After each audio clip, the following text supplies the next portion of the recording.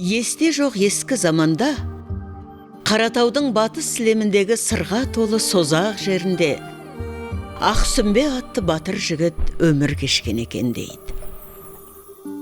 Бір шапқыншылық кезінде Ақбикеш есімді қалмақ қызына ғашық боп, еліне олжалап алып кетпекші болғанда, Ақбикеш ару туған жерінің бір уыс топырағын түйіп алады. Уақыт өте береді. Өкінішке орай, қалмақ қызы өзіне еріксіз жар еткен батыр жігіт пен келін боп келген жерін жатсынып, күн ұзақ Қаратаудың биік шыңына шығып алып, күре жолдан көз алмай ұзақ қарап тұрады екен. Қайғыдан қапаланған қыз қатты ауырып, көз жұмарда жарына: «Сүйегімді сонау мұнараға жерлеңіз.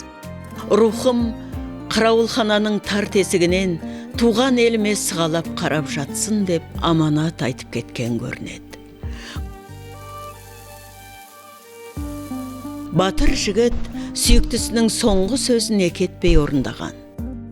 Бізге жеткен аңыздарда мына көне мұнараны Ақбикеш арудың есімімен осылай байланыстырады.